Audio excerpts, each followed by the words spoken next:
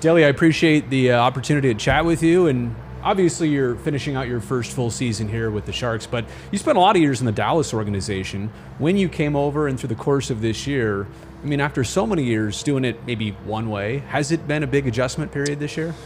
Yeah, it's been an adjustment for sure. It's a different team, different organization. There's different things that come with that. Being on an older team with, guys who are coming, fighting to win a cup before they, retire, right. and a veteran team to more of a younger team that's in the works here. So it's been a bit of adjustment, but it's been awesome. Is there a Pavelski guy that played out there too? Yeah, Pavs, yeah. You have some good interactions with him over time? Yeah, he's great. He's a great friend still to this day. We talk frequently, so he's a great friend, mentor, whatever you want to call it. Yeah. So he's awesome. All the above. Yeah. Former captain here, obviously. Yeah. With the Sharks, and we know it's been a rough season team-wise, not a lot of winning. That being said, I do feel like the culture doesn't reflect the standings, if that makes sense. Like this has a good feel and a good vibe, and even here at the end of this season, a lot of teams kind of fall apart at this point. That's not happening here. Yeah, not at all. It's exciting. The wins and losses haven't been, the way we want them to go, and not saying that that's acceptable, but we're building, and we play an exciting brand of hockey, and we're in pretty much every game, fighting for a win. So it's been a lot of games we've let go late where we've been up or had a chance to win. So that's part of learning, growing, and getting older. But it's an exciting brand of hockey. What's the best way for you to establish yourself in any given game, right? First shift, second shift, whatever, early on. You want to make your mark on a game. Yeah. You just go hit somebody? Is it that simple? Or yeah, what are you trying to do? Yeah, I play my best hockey when I'm physical. So, every first shift of each period, I try to get a hit just to get into that period and get into the game. It could be rubbing someone out or just kind of getting into the net front. But when I'm playing my best hockey, I'm physical and I'm in guys' faces and so I try to get to that as soon as I can. In terms of the hits category, you are one of the top several team leaders. Do you think that stat, though, is a weird one? Like, what is actually a hit? Is it separating player from puck? Is it just body contact? Like, I think there should be something more to it. I think you'd have just as many hits. I'm not sure how to define that stat. Yeah, I don't know either. I don't know. Some nights it feels like you got to knock someone over to get a hit. Some nights I've got 18 hits tonight. Exactly. Yeah, I feel like it changes from building to building you play in. It does. So. Yeah. Playing center versus playing the wing, I get the responsibilities, and obviously draw is probably a huge part of that. Yeah. What's the stuff that maybe we don't notice about being a centerman versus a winger, and maybe why that's a little bit more difficult? Yeah. The obvious ones are probably face-offs, a bit more responsibility in the D zone. Yeah.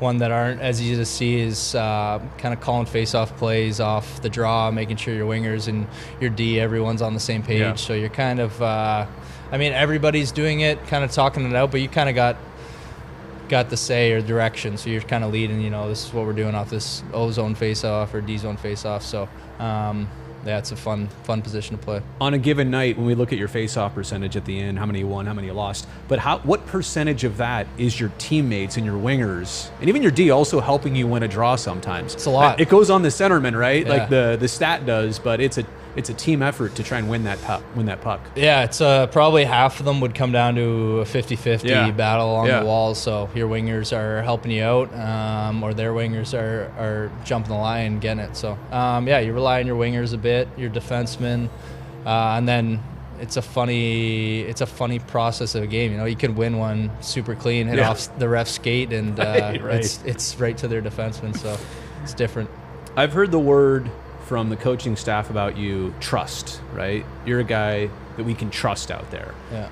And I think I know what that means from the media perspective, but I want to know how you take that when it's said about you from the coaching staff. How do you interpret that? I mean, it's obviously a compliment, but what does that mean? Yeah, it's trust in the game plan that you're going to follow what's to do out there, whether that be if it's late in the game, getting the puck out, making sure it gets in the zone at our blue line, out of the zone to our blue line, in the zone at their blue line. It's you gotta consistently do the little things, and it's little details like that, I think. We're here at an interesting point of the season where there's not a lot of games left. We know the Sharks are mathematically out of any second season, anything like that. So I think the human instinct is, well, just finish this thing out and none of this matters. I think in reality for you, it's the exact opposite of that, right? Yeah. Like you look at kind of finishing this season is like maybe what taste you can leave in everybody's mouth in the off season, right? Yeah, I think that's what I love about this team as a late is that, the way we approach a game on any given night, you wouldn't know in that locker room that we're eliminated from playoffs. Every game, we're up for every game. We haven't given up, on one game this year. It feels like we're fighting to win that hockey game. So, whatever it be, 12 left, I know we're going to fight all the way to the end and treat it like any other game where we're trying to get better. We're trying to win a hockey game because we have a lot of fun in that locker room when we, are working, competing, and going out there to win a hockey game. When a hockey dressing room is open to the media versus when the doors are shut and it's just the boys in there, yeah, how much different is it? It can be, yeah. I mean, it can be. It's like it's a tight family in there. It's hard to describe, but it's just like a bunch of brothers, hanging out, having fun, bit of goofing off, So it's just a really tight group, and especially in our locker room, it's extremely tight. Where do you see your role in that, in just the room culture? Like, what role do you play? Yeah. I don't know. I love it. I love the guys. I love the guys here. I love giving people a hard time. There's like some instigators. There's some chirpers. Yeah. There's some motivators. Yeah. There's a lot of different. Like, it's fun, right? Yeah, it's fun. It's a great room.